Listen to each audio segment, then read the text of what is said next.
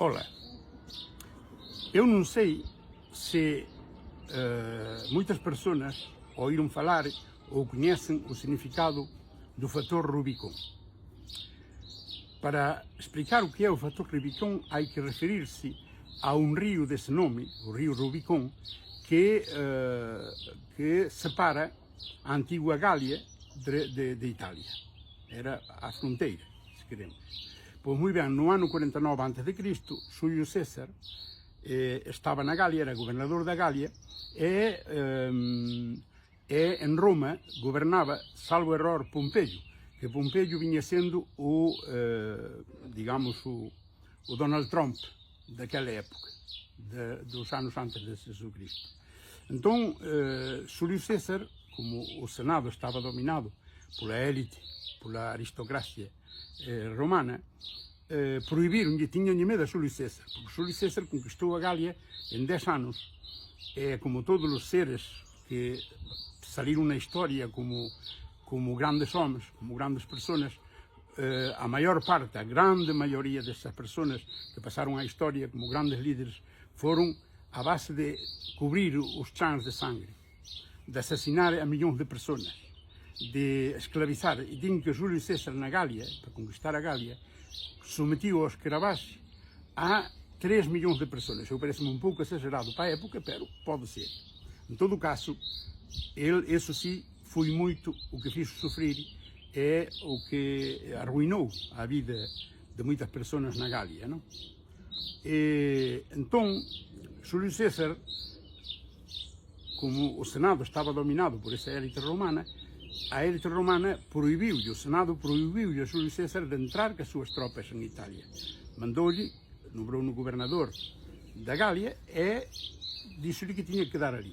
Então Júlio César sentou-se na beira desse riacho, que era um regacho, era um rio como os que conhecem como o rio do Carvalhoso, era um rio pequeno, um rio quase insignificante, que pero era a fronteira entre a Gália e a Itália. Então Júlio César sentou-se ali e reflexionou se devia ficar na Gália, ser o governador e não ter problemas porque já estava conquistado, já estava bem estabelecido, ou bem arriesgar e ir a Roma com as suas tropas para punir ordem, porque ele não estava de acordo, evidentemente, com o que fazia Pompeio.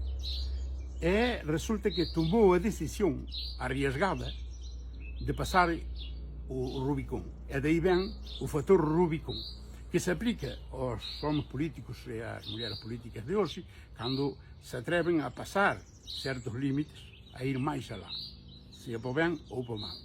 E também se aplica a seres particulares, como vós e eu, que, por exemplo, têm que tomar uma decisão num momento dado, pois, por exemplo, de divorciar, porque vivem com uma pessoa tóxica, ou bem, por exemplo, quando têm um chefe narcísico, perverso, é que lhe faz a vida impossível e querem cambiar de empresa ou montar o seu próprio projeto. Muitas vezes não o fazem pelo que muitos chamam a zona de conforto, não deixar a zona de conforto.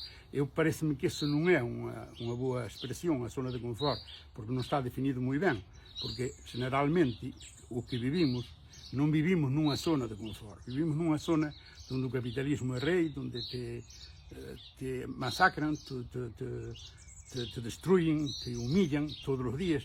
E chamamos isso viver na zona de conforto. Pero não é assim.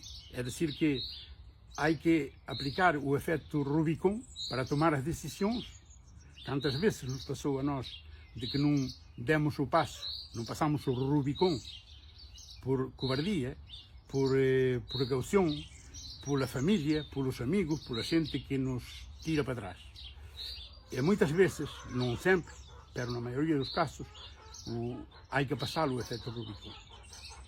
Assim que acabando estas Páscoas, é um pouco o pensamento de todos os jeitos no Papa Francisco, que vem de morrer. Houve, por exemplo, eu penso que o Papa Francisco, dentro do que ele podia fazer, ele passou também o Rubicon. E isso há que reconhecer. Assim que, quando passas o Rubicon, quando saltas ao factor Rubicon. Aquí esperamos o que podemos facer.